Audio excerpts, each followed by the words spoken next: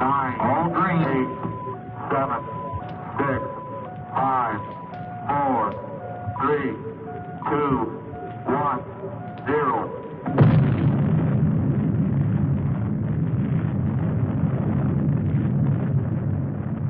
Since the splitting of the atom only a few decades ago, and through his God-given genius of science, man, at last, has succeeded in penetrating further and further into the unknown vastness of space. The moon has become the launching base for advanced exploration. From this pivotal point, astronauts, at the risk of their lives, set out to conquer nature's mysterious forces. Yet many questions remained unanswered. What is his Earth in relation to the inconceivable number of other worlds? Is his speed truly the fastest, his achievements the greatest? Or is he a mere unimportant piece of driftwood floating in the vast ocean of the universe? Could there be life similar to our own on other planets? Is it not possible that atmospheric conditions of relative environments control their shapes and forms? If so, would they be giants? Or could perhaps the opposite be true? Could their intellect have reached a scientific level far above man's dreams? What then will the future reveal if this story you are about to witness is only the beginning?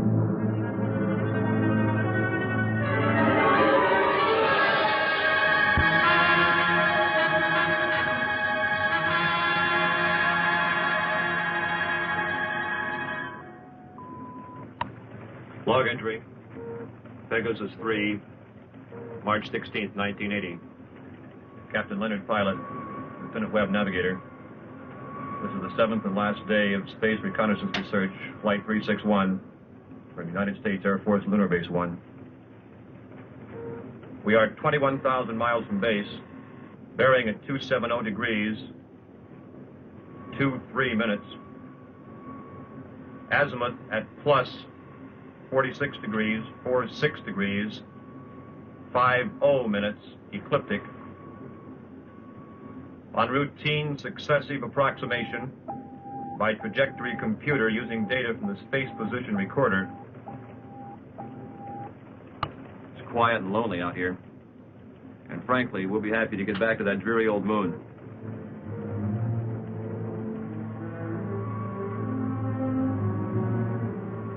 We're almost a degree off trajectory, Captain. Equipment check's okay. Must be an outside acceleration force.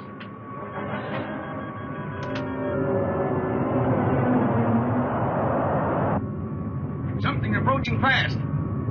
I'm setting up auto-evasive pattern. A large planetoid object is on a direct collision course with us. We are under 11 G's exterior acceleration and have no control whatsoever.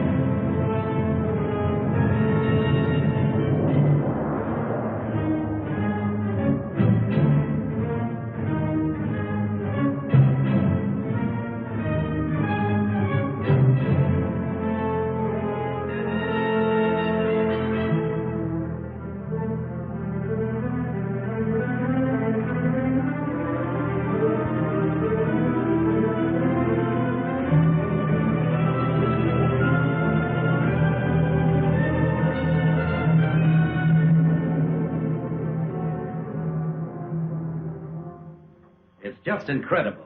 2 ships missing in less than a month. Nothing within thousands of miles of their position. And yet they crash into something that appears suddenly on our radar, big enough to be a planet.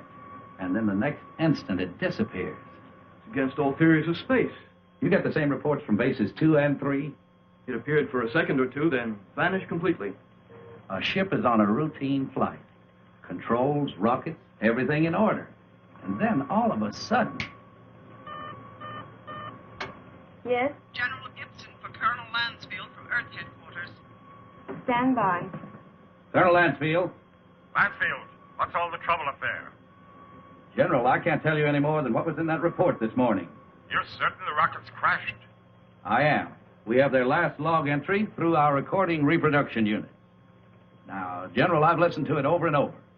It tells what happened, but not how and why. What do you suggest? I don't know, General. No doubt the rocket's destroyed. We don't know what we're looking for.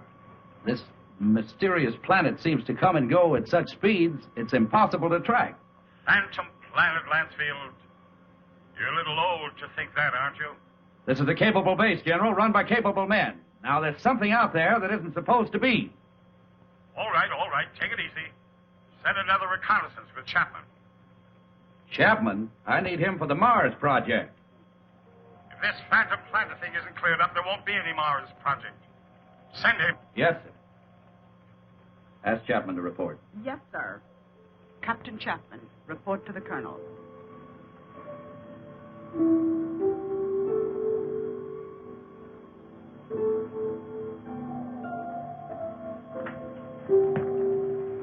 Sir, I've been testing the pressure equipment for the Mars project. Forget about that now, Chapman. You leave tomorrow morning. The General wants someone with your experience. I don't know whether to feel flattered or not. What exactly will I be looking for? A floating space monster? This is no joke, Frank. I wish it were. Sorry, sir. You know how rumors move around the space. Well, it's one of the things we hope that you'll dispel. Well, you're the Colonel. I'll take a crack at anything once. And that's about all you'll get, Frank. One crack.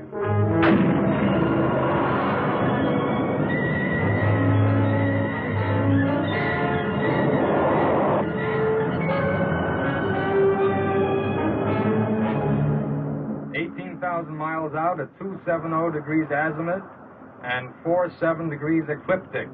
Speed 4.6 miles per second. Check. Computer guidance on. Stability course on. Directional rockets port off. Directional rocket starboard off. Set to automatic. Check. That does it, Captain. We can relax a bit now. Takeoff's always the same. My heart pounds like a sledgehammer. Yeah, mine too. How about the screen?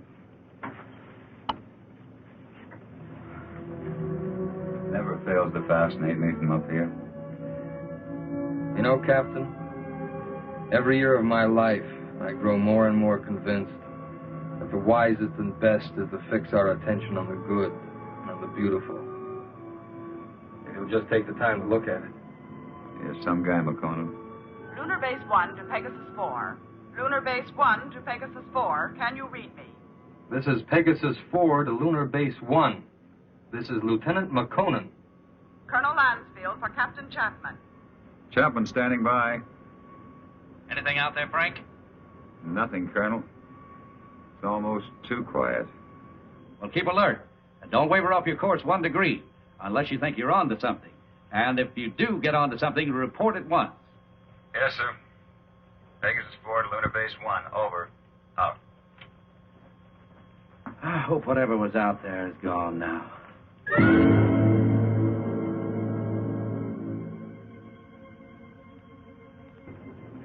What's our elapsed time from base? 14 hours, 22 minutes, and 30 seconds. You could stay up here another 14 hours and still see nothing. Even 1,400 hours. That's about all we can do, though. Are you sure we're still on course? Why? Well, I have an idea. Turn to 278 degrees azimuth. Hold 47 degrees ecliptic. Yes, sir.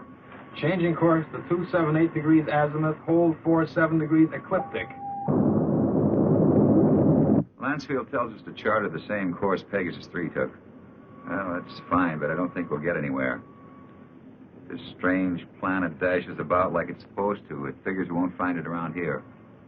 So we're changing course. Lightning never strikes twice in the same place. Precisely. You with me? Like I said, you're the captain. I'll take a new reading. Thanks, Ray.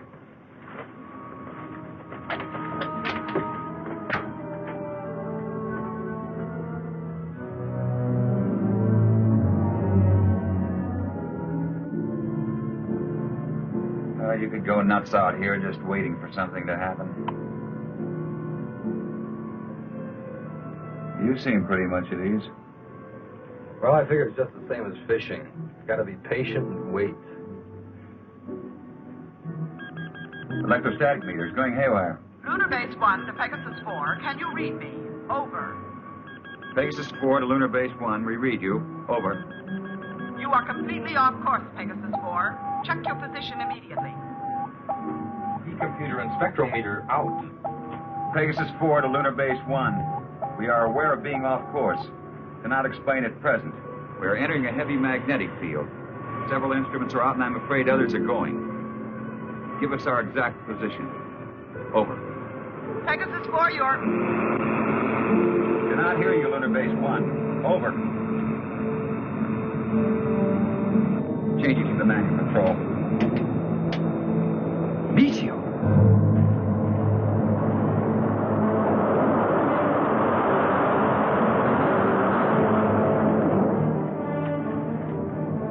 Boy, that was close. Yeah, and I'm afraid it isn't over yet.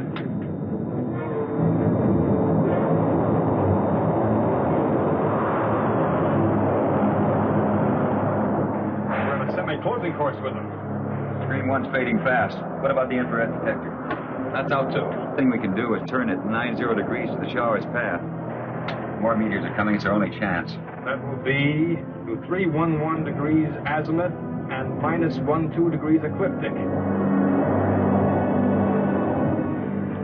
Here they come. This is it.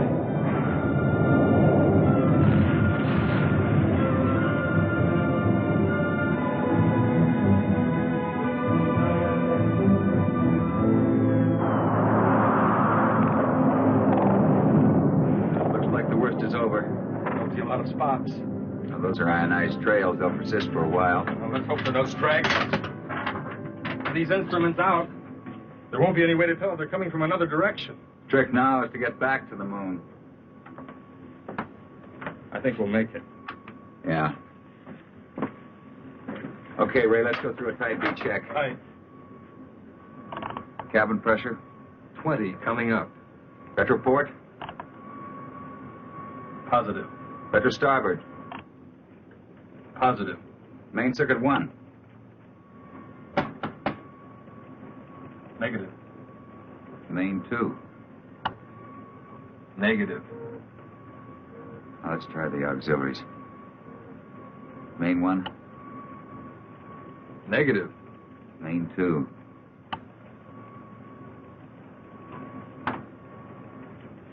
That's not in the circuits. Now, the meteors must have smacked into the propulsion elements. Or feed lines. Yeah, we're lucky. Well, there's only one way to find out. Looks like it.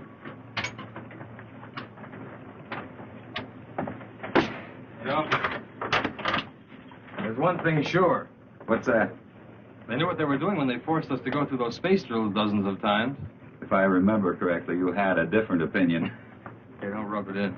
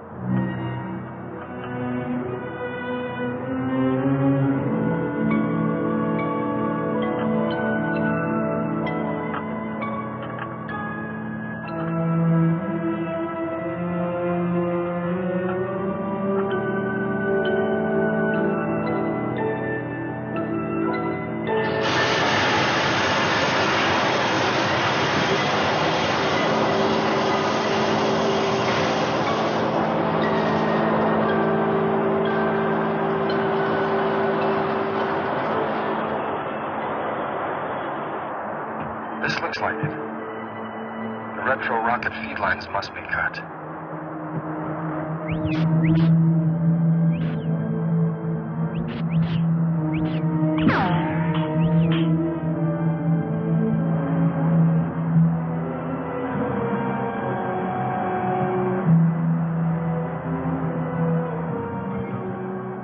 Frank, your airline's broken. Frank!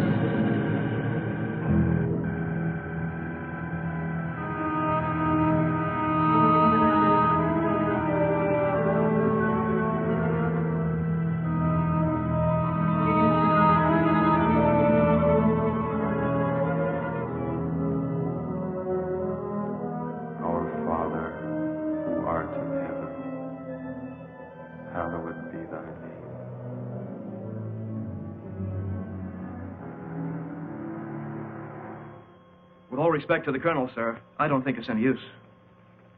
Keep working that radar and keep working it until we locate Chapman. Yes, sir. He's got to be out there somewhere. He just has to be.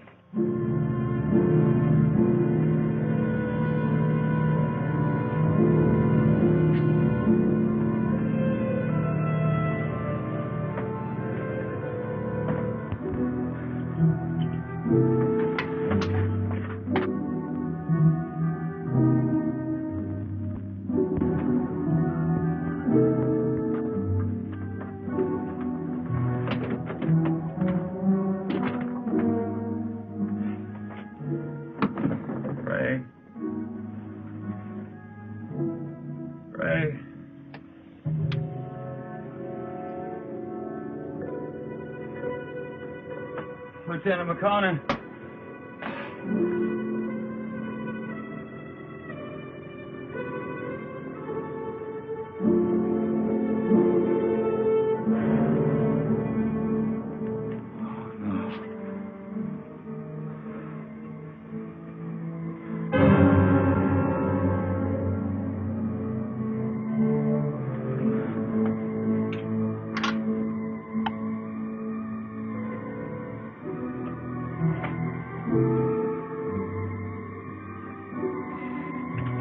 Captain Frank Chapman, pilot, Pegasus 4. My ship is being drawn toward an asteroid. Instruments completely out of operation. Navigator Makonnen, lost. I cannot read my position. I'm going to try to land. I don't think I'll make it. If I do, I'll continue recording.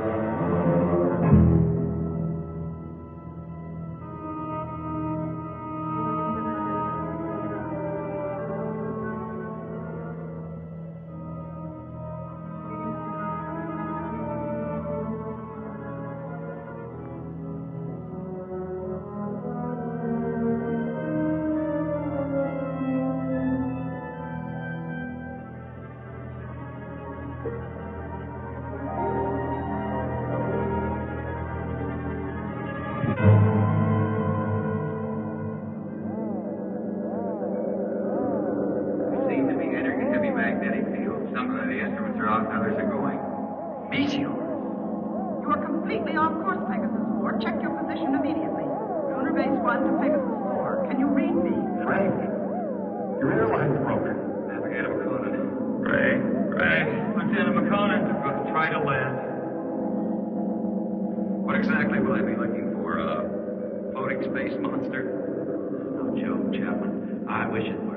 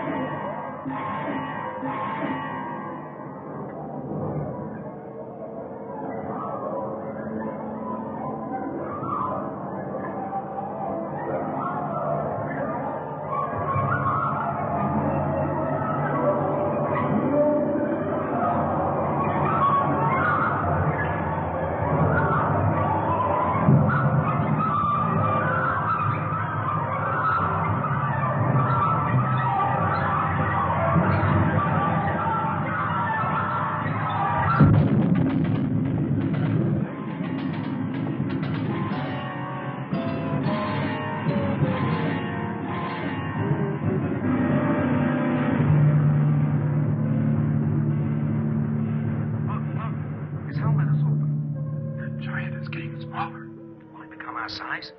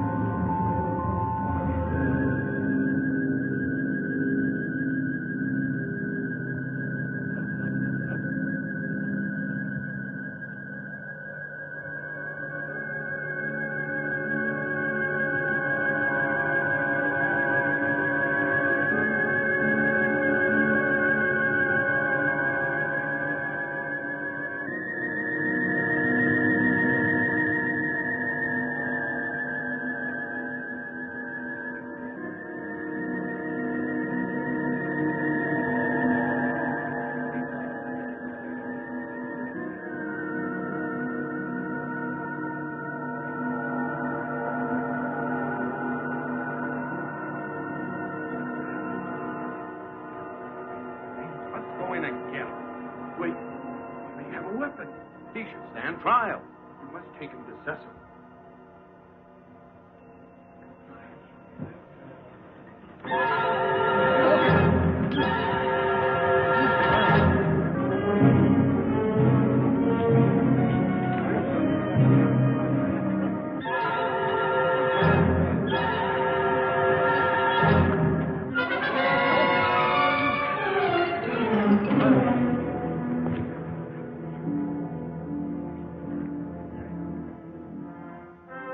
We will begin the trial. Yes, Cecil.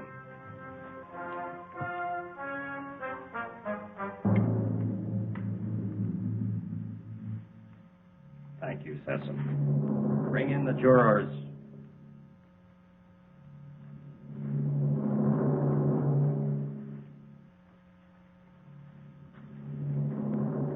Will Ipsilata step forward?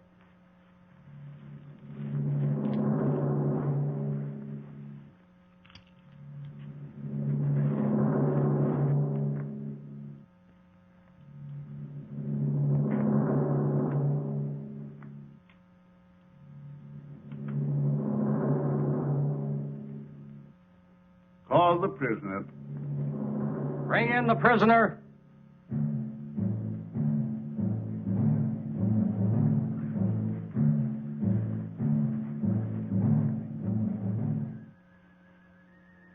stand here, in front of our leader and our judge.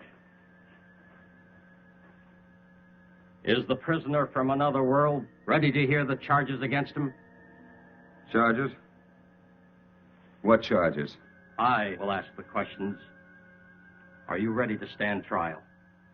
It seems I have no choice. First, I want to know what I'm charged with. We'll let you know in time. What are you called? Chapman. Frank Chapman. What is your occupation in the world from which you come? I'm a captain in the Air Force of the United States, a country on Earth, Space Exploration Wing. But you must know about us. You speak our language. We do not speak it. But here on Rayton... Rayton? Yes, Rayton, the name of our planet. Here we are able to translate all languages through voice tone waves. Why all these explanations? Let us go on with the charges. You're right, Aaron. This is no time for explanations. Man from Earth, you are accused of causing injury to one of our people. I thought I was being attacked, and I defended myself. I didn't want to come to your world. I lost control of my ship. It was like being pulled toward your planet by an enormous gravitational force. You were, when you came into our path of travel. Path of travel. Phantom planet. We managed just in time to control your landing by releasing the pressure in our space warp. I don't understand. There are many things you will not understand here. Maybe in time you shall. In time? That is correct. The jury will now vote and find you guilty or not guilty for inflicting injury on a Rayton man.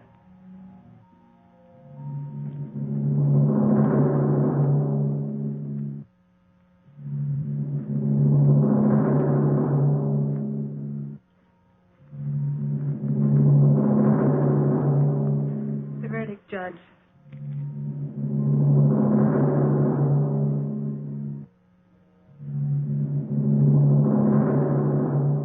I find you guilty as charged. You are now a free subject of Rayton. The jury is dismissed. That is all. You are now a free subject of Rayton. That is not all.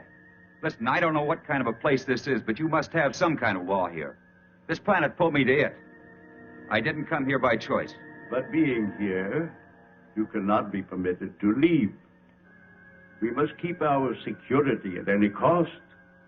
So, I must pronounce you guilty. No penalties will be lodged against you.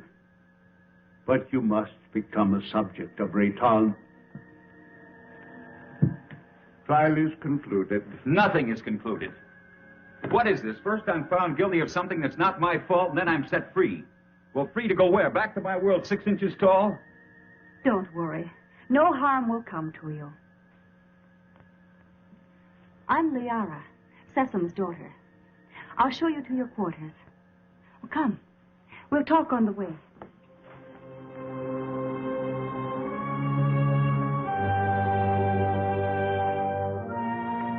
What has happened to me? You mean your size? Our atmosphere, together with some acceleration from our gravitational control, has reduced you to normal. Normal? Normal for us. You see, everything here is in proportion to our planet's size. We know several worlds that have creatures larger or smaller according to the size of their world. Do you feel any different? No, but it's not exactly funny to think that someone on Earth could carry me about in their pocket. Oh, that would never happen. The oxygen in your atmosphere would restore you immediately to your regular size.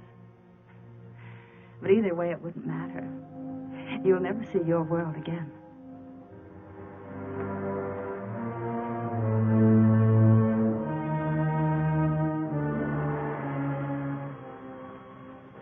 Nothing yet. No, sir. No contact for 2 days. I'll wait another 24 hours. Then, with or without orders, I'm sending out a search party. You wanted to see me? Yes. Will you excuse me?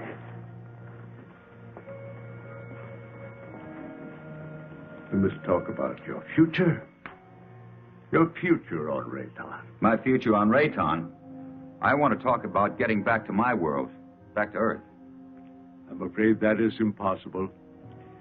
You might as well accept your fate of being one of us.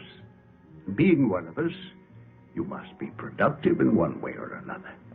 Well, what is it you want me to do? You must help us to keep spaceships from your world from landing here. But that's my only hope of getting back. Forget about it. 2 ships in my unit disappeared. Did they crash here? Unfortunately, yes.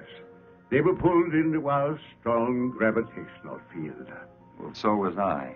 Yes, but luckily we were aware of your approach and lowered the power on our gravity field. I don't get it. In many ways, you're hundreds of years ahead of our science. Yet you live in such a primitive manner. It may not be as odd as it seems. It's true that our technology may be much further advanced than yours, but then a strange thing happened. What was that? We had machines do all our work. People on Rayton became completely free of all labor, practically of all responsibilities.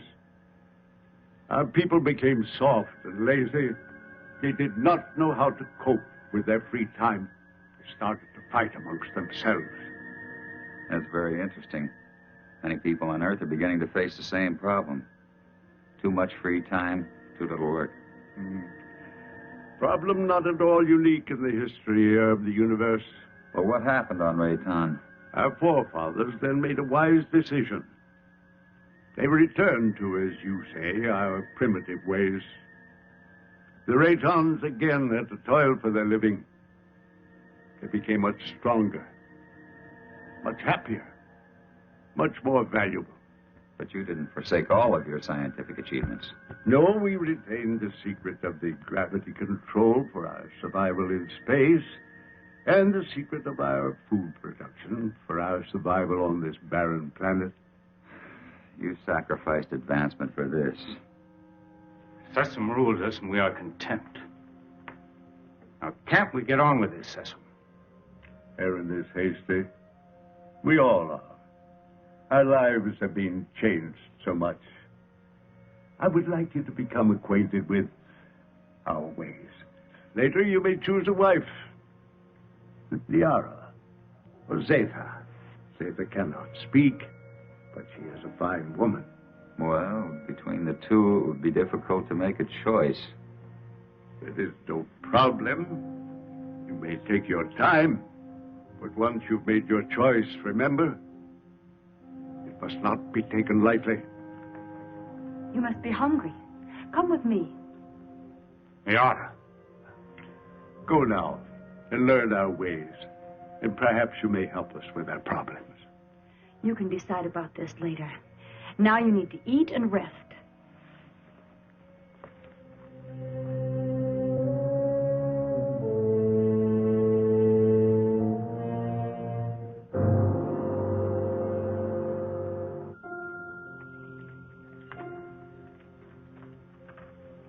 This is good.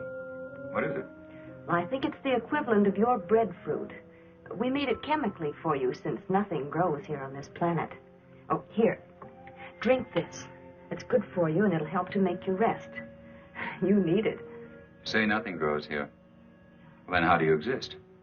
Well, our bodies are so constructed that we need very little food because of the air we breathe. Feeling better now?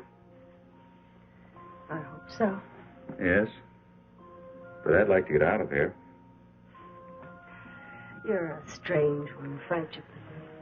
I'm a strange one. What about everybody else?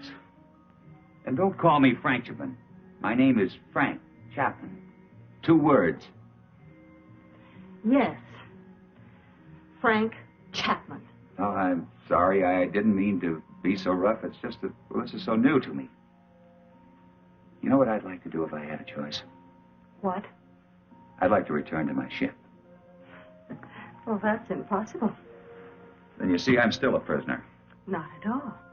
You're free to go anywhere here on Rayton. Except to my ship. Your rocket is no longer on this planet.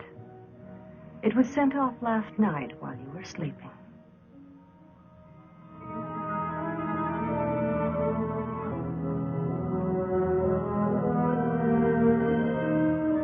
I cannot read my position. I'm going to try to land. I don't think I'll make it.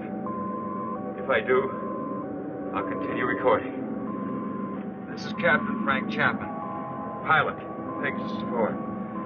My ship is being drawn toward an asteroid. Instruments completely out of operation. Navigator Makonnen.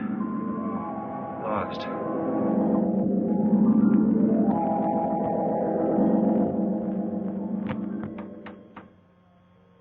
Sir, unidentified object on screen.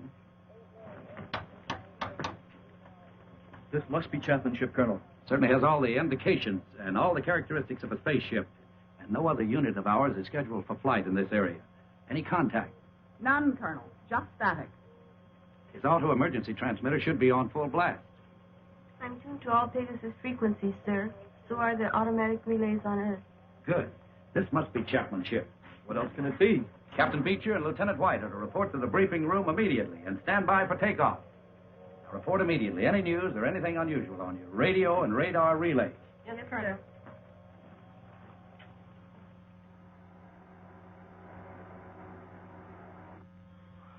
The rescue ship is in the countdown phase, sir. They're waiting for your final operation orders. Put me through to the captain of the rescue ship on launching. Beecher, this is Lansfield. Yes, Colonel. Beecher, your final instructions are being teletyped on your recorders. Yes, sir. As you know, something unusual must have happened to Chapman and Makonnen.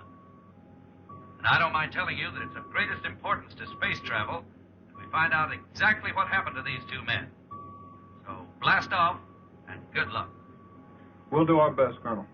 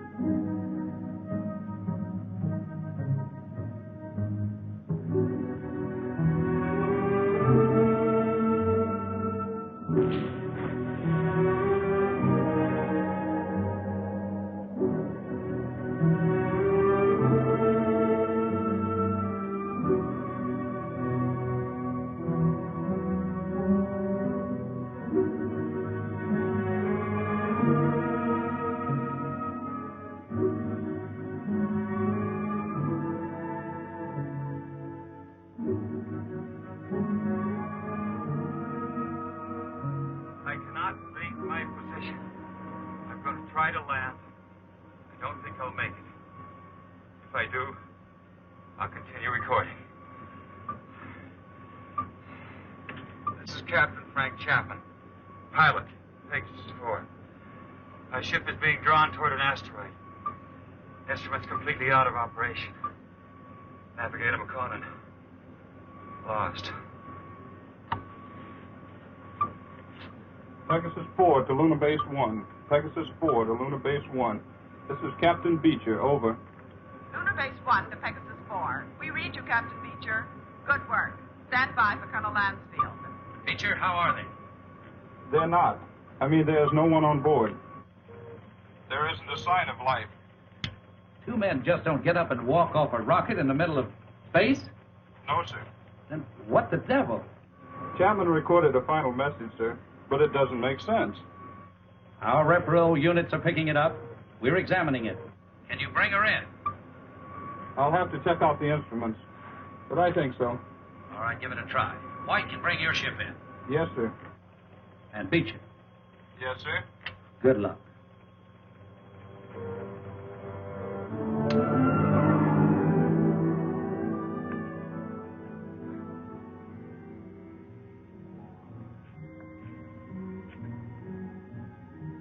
I can't work under these conditions. I must know more about the directional flight machine. When the time comes. Well, the time has come. I want to speak to Sesson. And right now. Very well.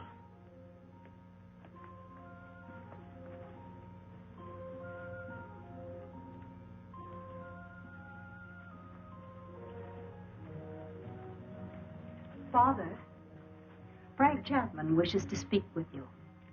Do you want to talk about Liara? That isn't what I came here to discuss.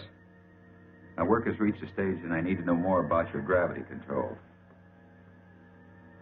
It is too soon. Now, how do we know he's not a spy for the Solarites? You are too distrusting, Heron. All right. You may see it.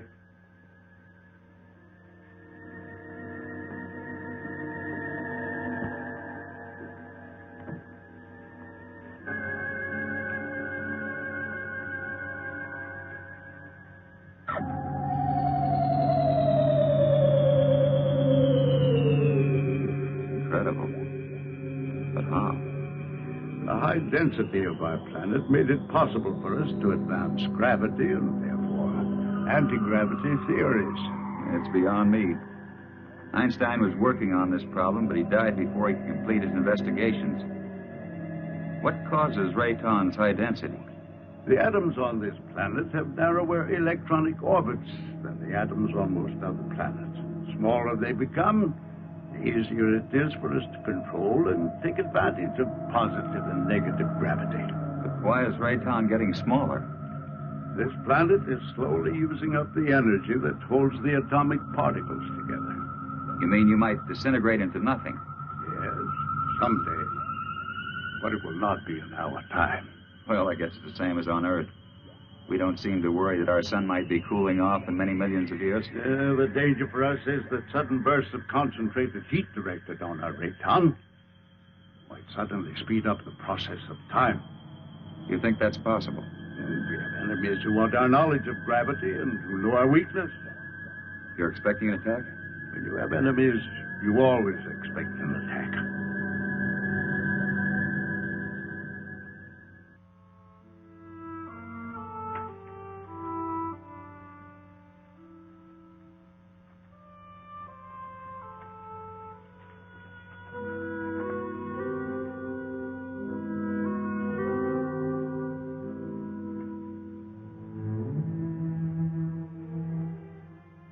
Hello.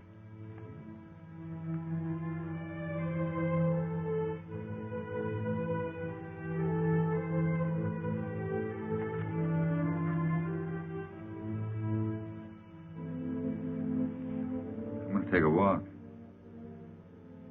You join me? Come on.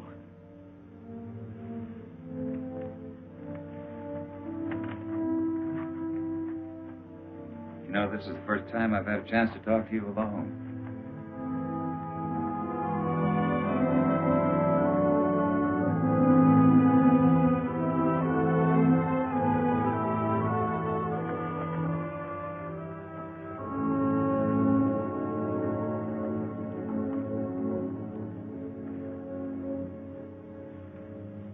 How is it you're more different than the others?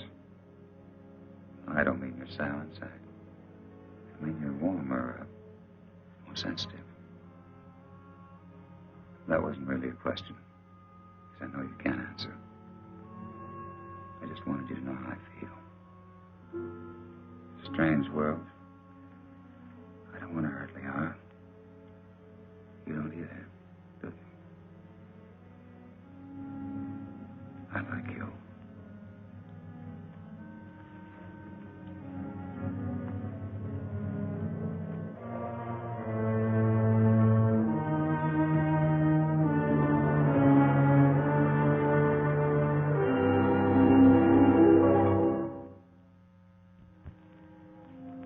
charges to make against the Earthman Chapman. He is imposing himself both on Liara, your daughter, and the mute girl Zeta. Now, this is an insult to Liara. You know I love her. And a direct insult to me. I am asking, rather, I am demanding your permission to challenge him to the duel.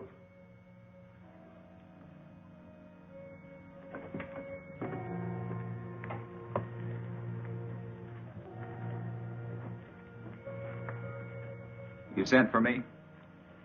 Yes. I have reports about you that are not good. That you're causing much trouble. What am I supposed to have done now?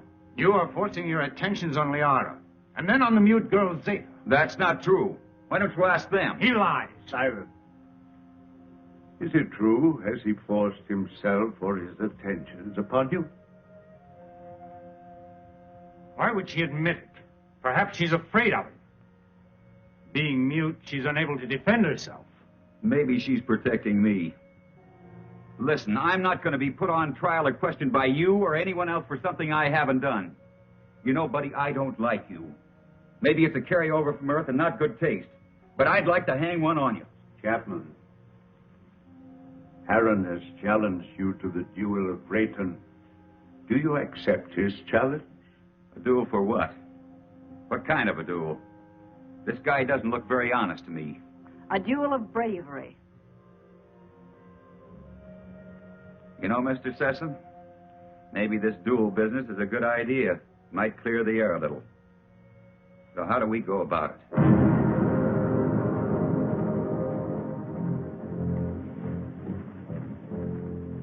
Aaron, you know the rules for the duel of Rayton. But for him, I'll have to explain and show the results. Chapman, come here. Those are gravity plates that we've had placed here. Their intensity is so high that any object or any person placed on any one of them would immediately disintegrate. Here, let me show you.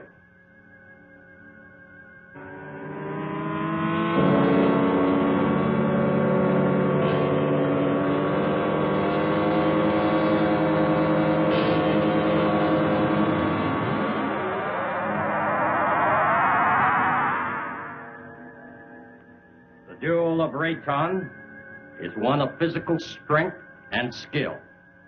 You will use this rod and attempt to push your opponent on top of one of the gravity plates. You saw what happened to the rock.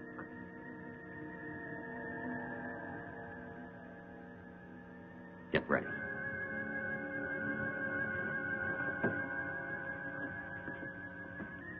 Put the combat rod in position.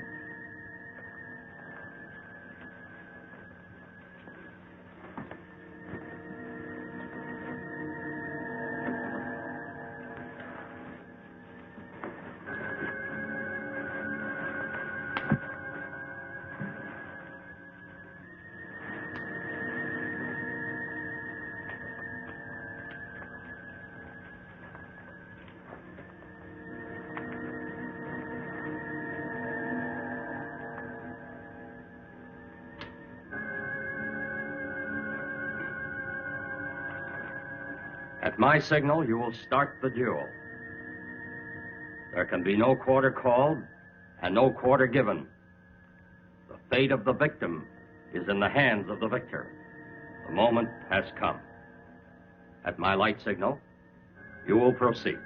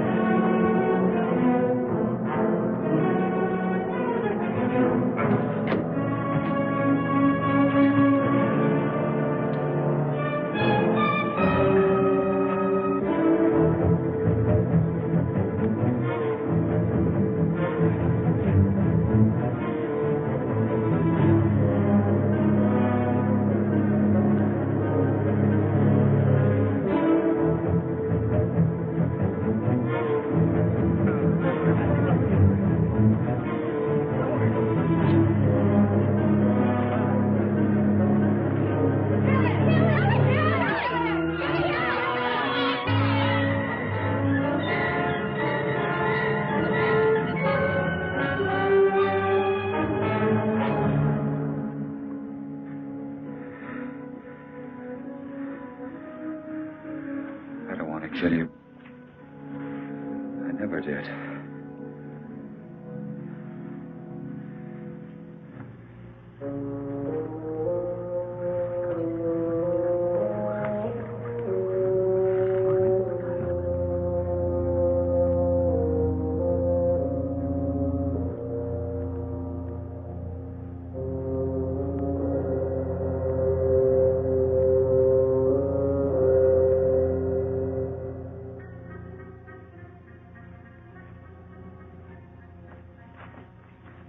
Why didn't you kill him?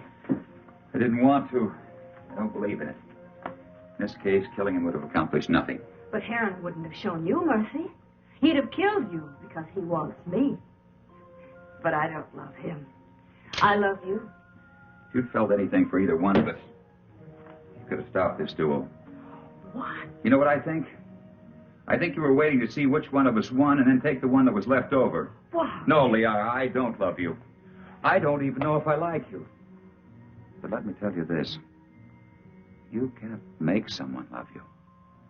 It's got to come naturally. You can't force it. You can't command it. If you do that, you'll never find it. Oh, this whole thing is like a nightmare to me. I miss my people. Well, I've got to make some attempt to get back. And if you feel anything for me, you'll try to help me. Well, perhaps you're right.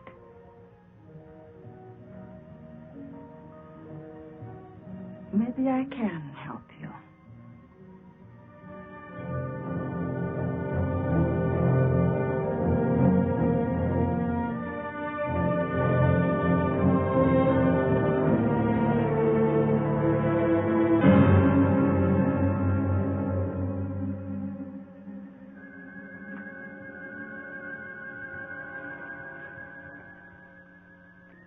As you said, I don't want to kill you. No, I think I could understand your somewhat quaint language if I were on your Earth a little. Well, why don't you kill me? You didn't kill me. You had the chance. Well, what about the knife?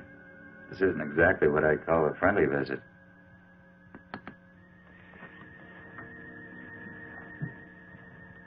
You help me. I have a plan whereby I might help you to leave our planet. Perhaps it will work. I don't see how this is possible. What about my size? I inspected your giant suit. And the oxygen tank holds air from your own world. Now, isn't that right? Yes, of course, but why? No, never mind that. It's not important. You see, the whole plan is based on the theory that your people are searching for you. Now, I must get you back before they attempt to find you here. I know they've been searching and will eventually zero in on this planet. I think I can get you back in time. Yes, but you're doing this because of Liara, aren't you? Yes, I am. I'm in love with her. I don't think she loves me yet, but perhaps with you gone, she will see things in a more realistic light in time. Well, how can we get my suit into the open? I have some men I can trust. Incessant? No. You must never know. Otherwise, we both will be put to death. 2 nights a week, I'm alone. In complete charge of the master control center. Can one man handle it? Yes. And on one of those nights in the near future, while Sesame is sleeping, I will maneuver Raytown within a distance of your Earth's moon. You think they'll be able to see us? Precisely.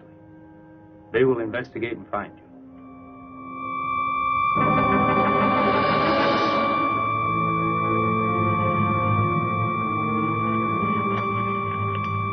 Go with it.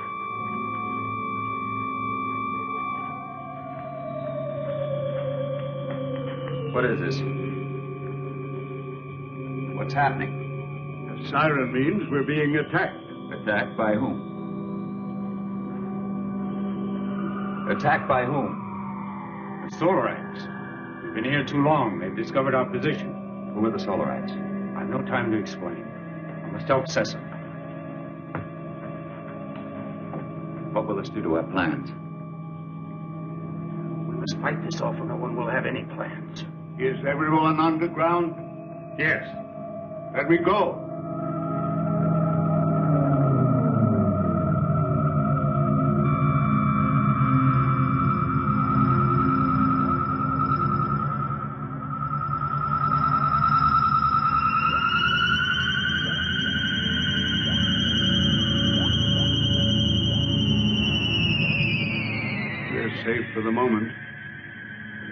don't give up so easily. Safe for the moment? Well, who are these Solarites, anyhow? They're from a sun satellite. For generations, they've been after our universal gravity control because they want to avoid being pulled into the sun. If we don't stop them, they'll eventually attack your Earth. Liara, show him the prisoner. Prisoner? Come.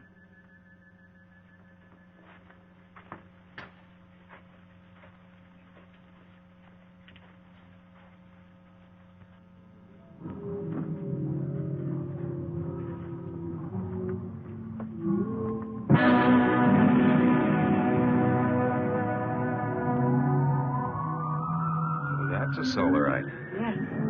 He was captured during the last war. The only one of their monsters that didn't die in the attack. When did this attack take place? Several years ago, when Zatha was a little girl. That's when she lost her voice. What makes those rocks disintegrate?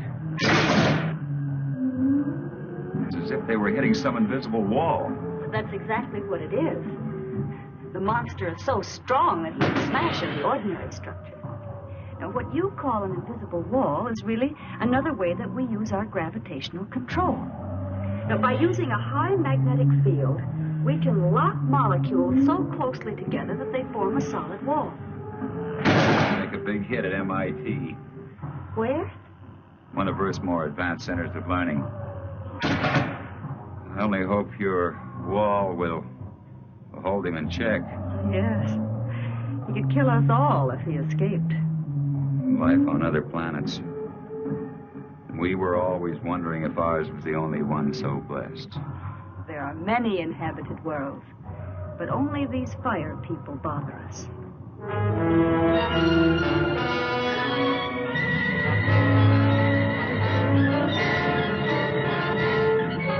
We have been sighted by the enemy. They are forming a concentrated attack, pattern 6, vernier index 1-2. 6?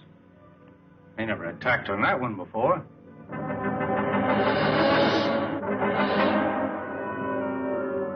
What are we going to do? We must try to break up the attack.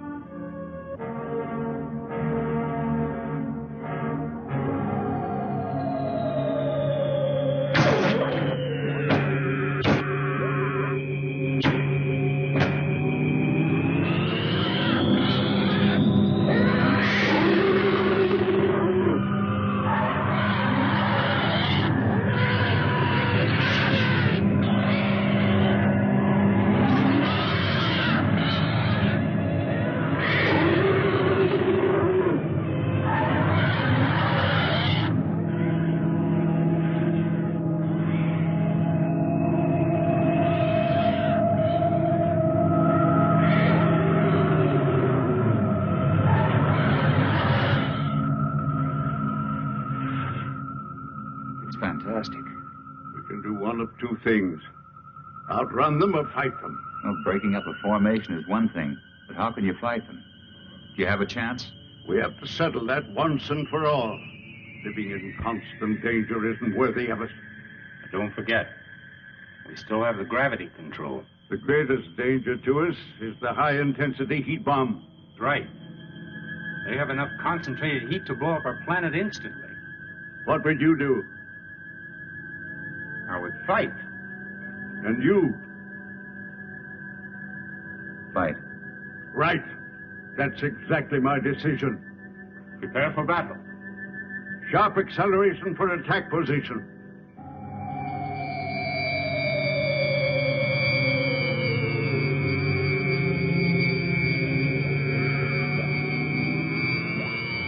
Maneuver so that we face the enemy when they attack.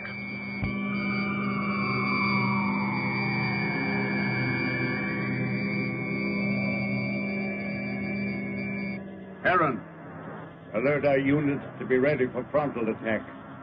All units, Prepare for frontal attack.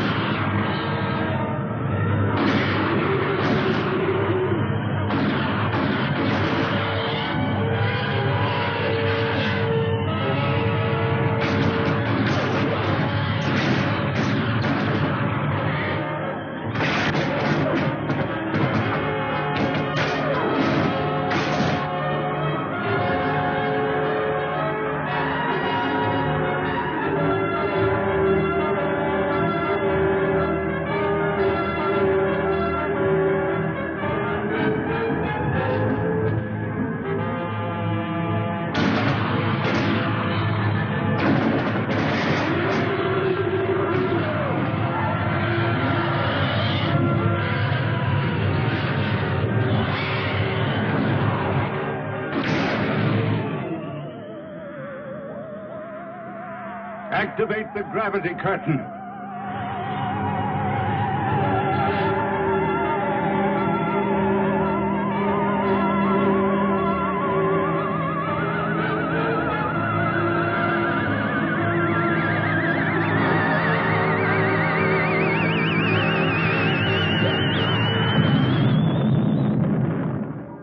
Oh, it was a magnificent victory.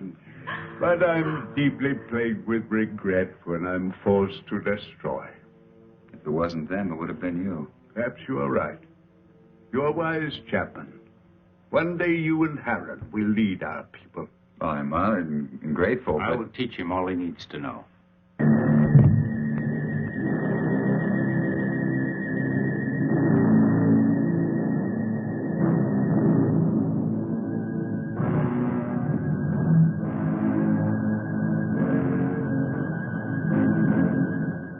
Where's Zeta?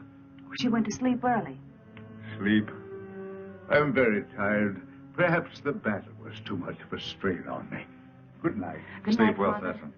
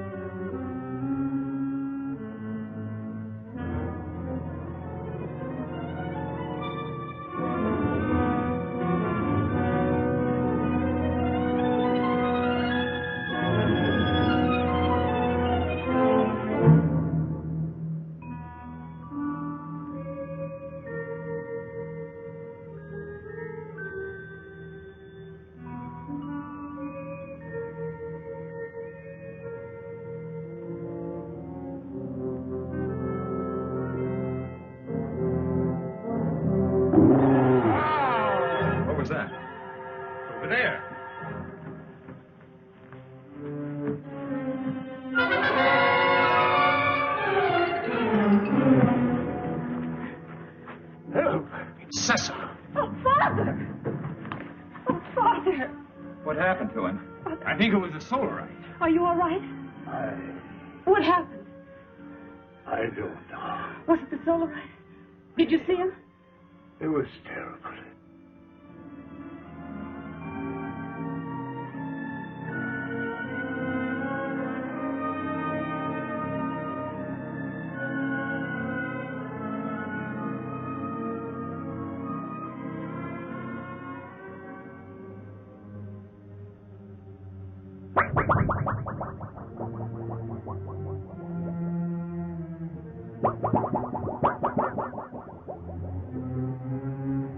I'm going to the control room. No, you stay with Liara.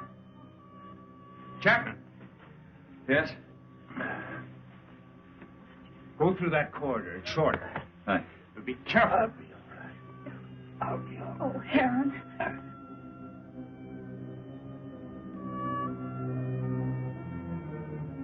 Zatha, are you all right?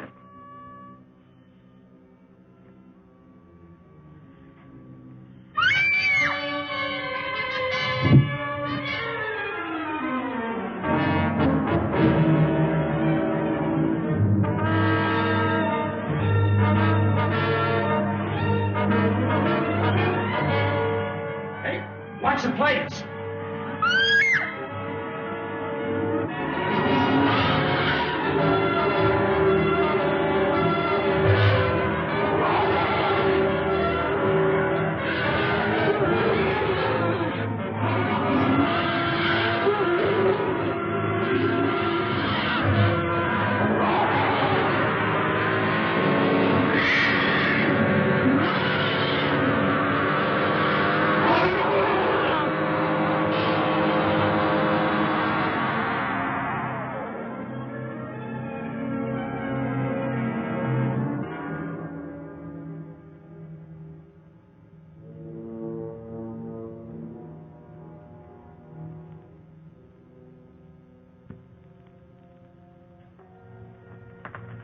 How's Sessom?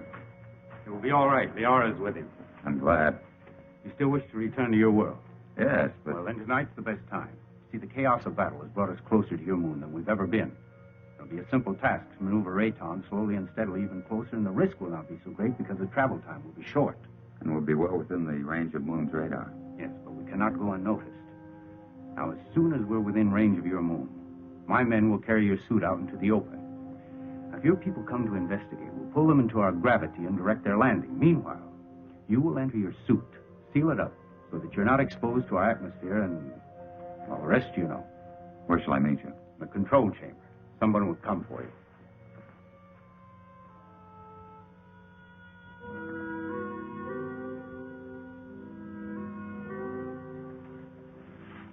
Zatha. It's you. Yes, Frank Chapman. But you can talk. From my fright when I thought you were going to be killed, something happened. And after I screamed, I found I was able to speak. Zatha. I have many things to say to you, Frank Chapman. It's so wonderful you being able to talk. And I have so many things to say to you. Oh, everything has been terrible. You're so lovely. You have such an adorable little face.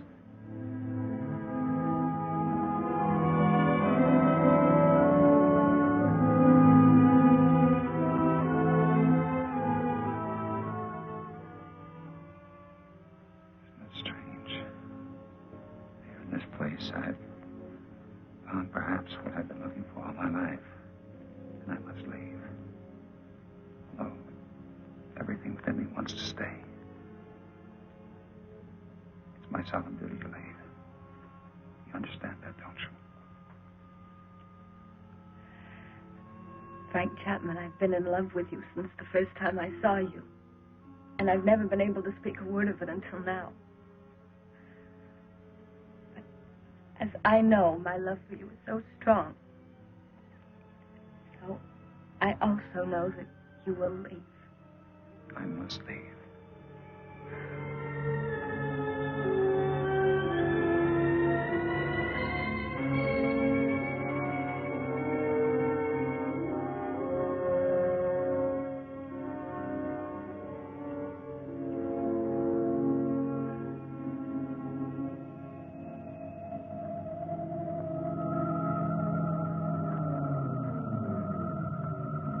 Good, you're on time.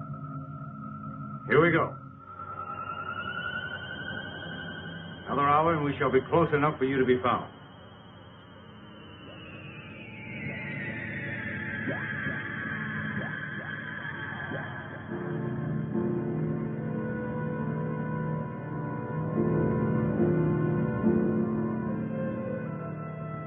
Lunar Base 1 to Rocket Ship 380. Over. This is Rocket Ship 380 to Lunar Base 1. Over. Radar has just picked up a giant asteroid. Identity unknown. Cannot find any record of it in the space charts. The Phantom Planet. Give us exact position of asteroid. 9 degrees in northern cluster field, and I have an order from Colonel Lansfield. You are to land on this asteroid and send White to investigate. I hope you will find happiness back with your people. You would be my happiness. Here or there. Frank Chapman, please. You must take the stone. It will be a good luck charm. Hold on to it. It will help you to go back safely to your people. Keep it. And remember, Mac, I love you. Yes, Zeta. I'll keep it forever. Just confirmed it. A rocket similar to yours is heading in our direction. I hope it won't crash.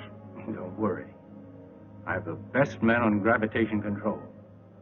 And I have another man who's coming to help me turn on the oxygen tanks as soon as you're in your suit. Thank you, Han. You know, we've become friends here. Good friends. We would have become friends anywhere. Your planet or my Earth. I wish you and Liara much happiness.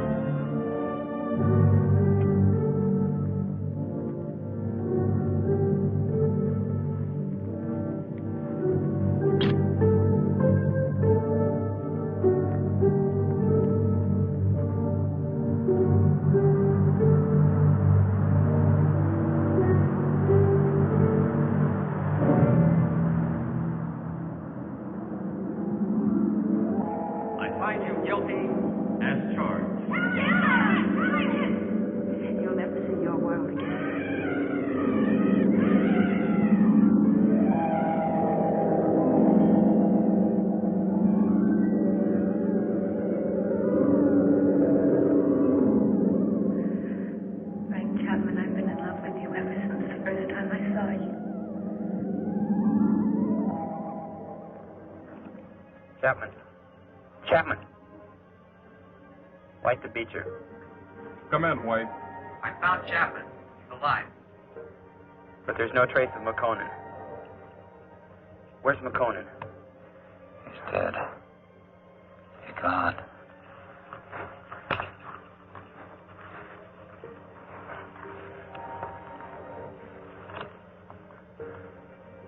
Where are we? Where are they? Where are the others? Where's who? Zeta. What are you talking about? Jason. Helen. Come on, let's get back to the ship.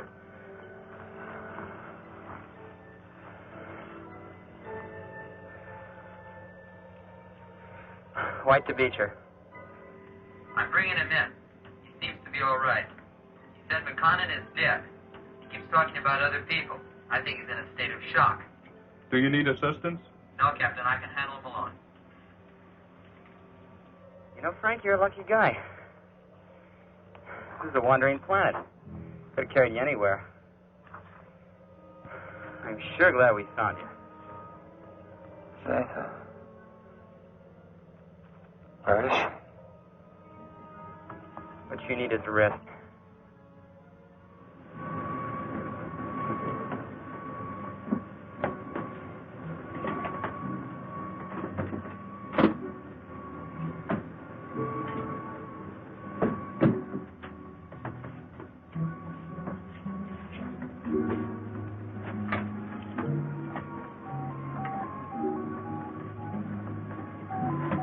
for immediate takeoff.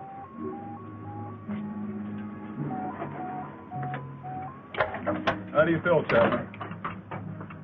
I don't know. I don't understand. It's unbelievable. We'll get you back to Moon Base for a thorough examination. Do you think you're hurt? I don't think so.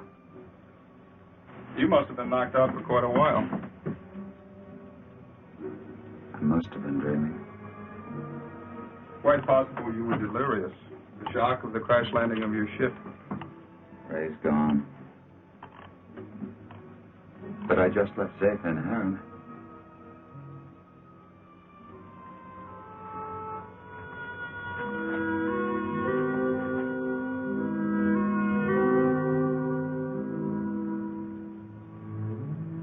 She had such an adorable little face.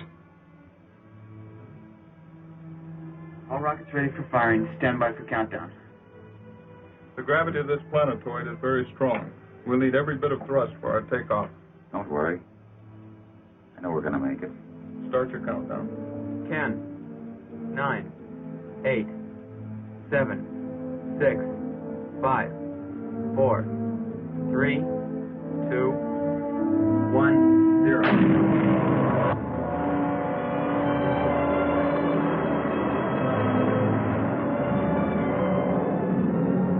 Cut off power. Power off. Rear screen. Rear screen.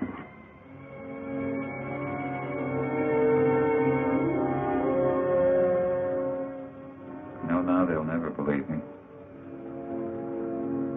Even with this, they'll never believe me.